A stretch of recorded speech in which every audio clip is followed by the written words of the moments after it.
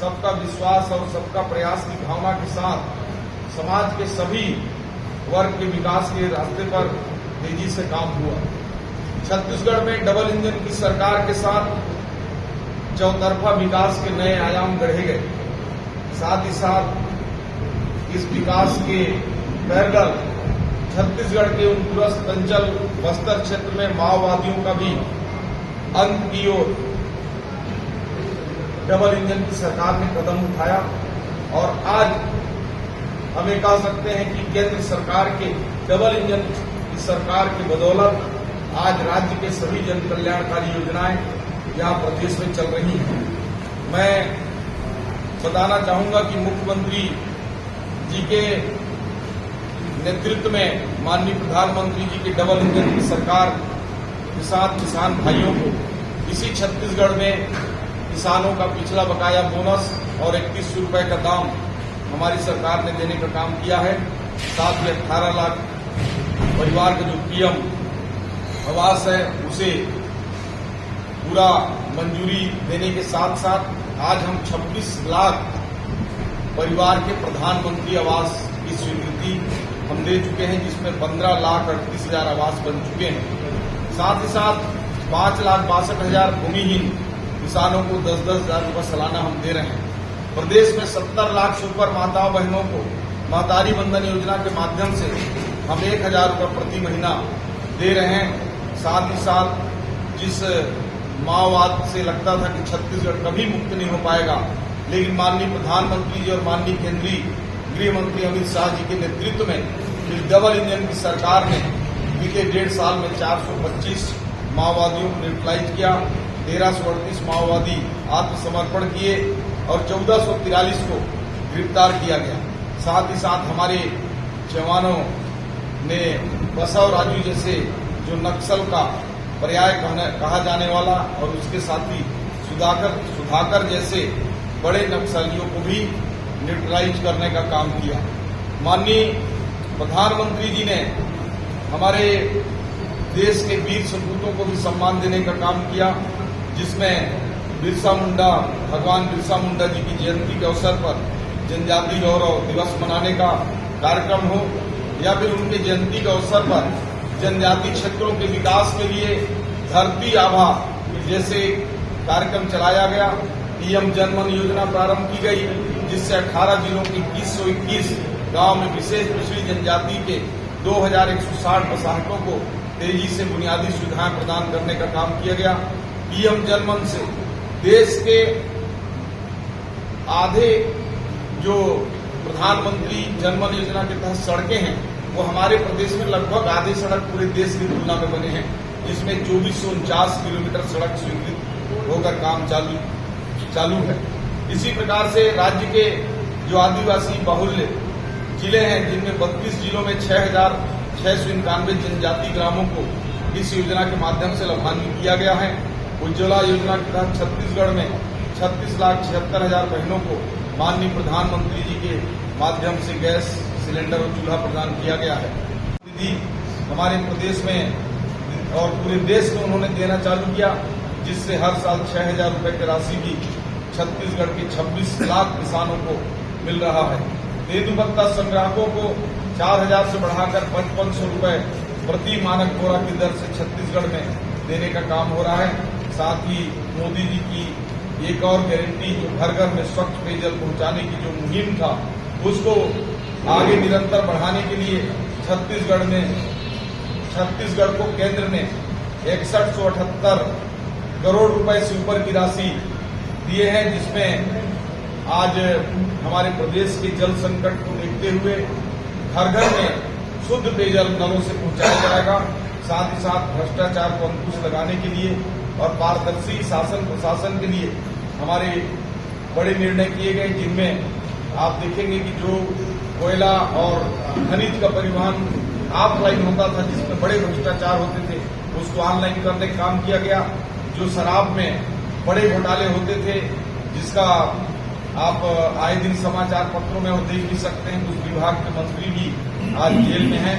ऐसे जो आबकारी विभाग का जो भ्रष्टाचार होने का जो माध्यम था, FL10 उसको समाप्त करके ऑनलाइन प्रक्रिया के माध्यम से जेम पोर्टल के माध्यम से सभी विभागों में खरीदी किया जा रहा है और शराब का भी जो खरीदी और बिक्री है उस प्रक्रिया को ऑनलाइन किया गया है। साथ ही साथ जो युवा युवतियों के साथ PSC में घोटाला किया गया, अपने रिश्तेदार नातेदार को अधिकारी और नेताओं के द्वारा, जनप्रतिनिधियों के द्वारा जो लाभ पहुंचाया गया, उसकी CBI जांच कराकर युवाओं को न्याय दिलाने का भी काम हमारी सरकार ने किया है। साथ ही साथ छत्तीसगढ़ में जो नई औद्योगिक नीति आई है वो एक क्रांतिकारी कदम है। इसके लागू होने से हमारे छत्तीसगढ़ में 5.5 लाख करोड़ रुपए के निवेश का प्रस्ताव प्राप्त हो चुका है। अब टूरिज्म को भी उद्योग में लिया गया है, हॉस्पिटल को भी जो उद्योग में लिया गया है, जिससे लोगों को सब्सिडी भी मिलेगी और हमारे प्रदेश में उद्योग लगाने के लिए बाहर से इन्वेस्टर्स भी आएंगे, बड़े व्यवसायी आएंगे। इनको और सरलीकरण के लिए सिंगल विंडो सिस्टम कर दिया गया है। ये बताते हुए खुशी है कि प्रदेश का पहला सेमीकंडक्टर प्लांट नवा रायपुर में लगाया गया है। इसी प्रकार से मैं हेल्थ की बात करूं, माननीय प्रधानमंत्री जी ने देश के सभी वृद्धजनों के लिए 5 लाख तक निःशुल्क इलाज और 5 लाख रुपए तक का आयुष्मान कार्ड के माध्यम से इलाज को सुगम बना रहे हैं। इसी प्रकार से हमारे छत्तीसगढ़ में भी 10 मेडिकल कॉलेज थे, अभी इन 1.5 सालों में 5 मेडिकल कॉलेज हमने स्वीकृत किया, उनके टेंडर की प्रक्रिया चालू है। सिम्स में नया 700 करोड़ रुपए का नया सिम्स का भवन बनेगा, अंबिकापुर में सुपर स्पेशलिटी बनेगा, बिलासपुर में हमने सुपर स्पेशलिटी चालू कर दिया, जगदलपुर में हमारी सुपर स्पेशलिटी चालू होने वाली है।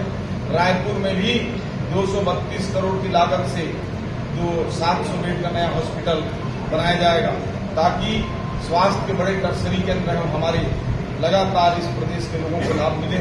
हम 12 नर्सिंग कॉलेज, 6 फिजियोथेरेपी के कॉलेज, 4 योग और नेचुरोपैथी के भी कॉलेज हेल्थ के सेक्टर में खोले हैं। साथ ही साथ लगभग 600 नए एम्बुलेंस और MMU ये हमारी टेंडर प्रक्रिया चालू है। प्रदेश में लोगों को सुलभ रूप से स्वास्थ्य की सारी फैसिलिटी मिली। इसी प्रकार से प्रधानमंत्री नरेंद्र मोदी जी के नेतृत्व में भारत ने चौतरफा प्रगति की है और इस प्रगति की कहानी में हमारे आस्था के प्रति एक कहावत सुना था कि मोदी किसी को छेड़ता नहीं और जो छेड़ता है उसको छोड़ता नहीं। उसका उदाहरण हम लोगों ने देख चुके हैं कि पाकिस्तान ने पिछले बार पुलवामा में घटना किया, उसमें भी हमने उसके घर में घुसकर उसको मारा। और अभी जो 26 माताएं बहनों के जो सिंदूर उजाड़ने का काम हुआ, ऐसे सिंदूर उजाड़ने वाले आतंकवादियों को उनके ठिकाने पर घुसकर मारने का काम हुआ। और पाकिस्तान जो आतंकवादियों को प्रश्रय देता है, उस पाकिस्तान को भी आपने देखा कि किस प्रकार से उसके हवाई अड्डों को तबाह कर दिया गया, उसके बम को निष्क्रिय कर दिया गया, उसके कई ऐसे विमान को मार गिराया गया और अंत में पाकिस्तान ने सिलेंडर तोड़कर युद्ध विराम करने का आप सब ने देखा कि किस प्रकार से किया। आज भारत देश में द्रौपदी मुर्मू जैसे राष्ट्रपति जनजाति समाज के बने हैं। ये दिखाता है कि प्रधानमंत्री जी अंतिम पंक्ति के भी व्यक्ति को आखिरी ऊपर की पंक्ति पर ले जाने का उनका विश्वास और सोच रहता है, जिसका उदाहरण हमारे देश की माननीय राष्ट्रपति महोदया द्रौपदी मुर्मू जी हैं। इसी प्रकार से हमारे छत्तीसगढ़ में कई प्रकार के विकास के काम हुए। पूरे रेल की मैं बात करूं तो रेल में 11 सालों में 23 गुना की बढ़ोतरी हुई है, जिसमें 2014 में 300 करोड़ का रेल बजट था।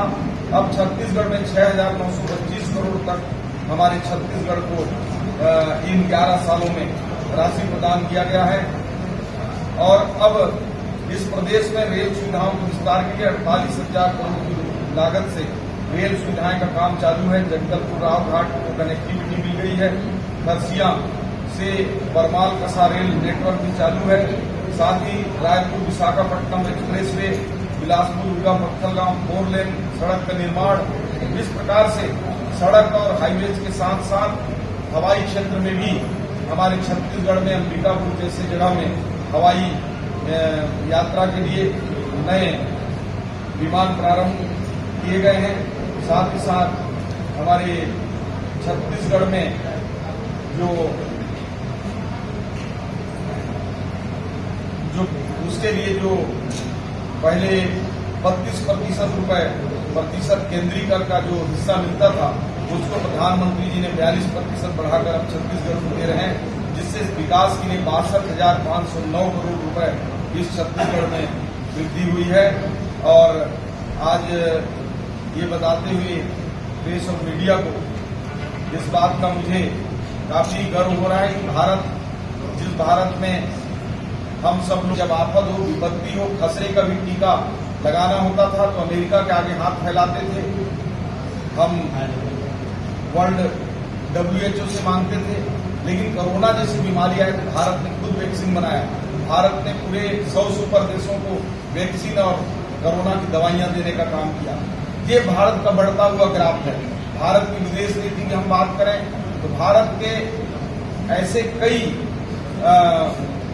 देशों के साथ संबंध पहले भी थे, लेकिन आज भारत का संबंध एक निर्णायक भूमिका में होता है। अर्थव्यवस्था की दृष्टि में भारत विश्व का चौथा सबसे सशक्त आर्थिक दृष्टि से देश बन चुका है। इस प्रकार से भारत अब विश्व के नेतृत्वकर्ताओं की भूमिका में माननीय प्रधानमंत्री जी के नेतृत्व में आ चुका है। और माननीय प्रधानमंत्री जी के नेतृत्व में इन 11 सालों में काफी विकास के कार्य हुए हैं।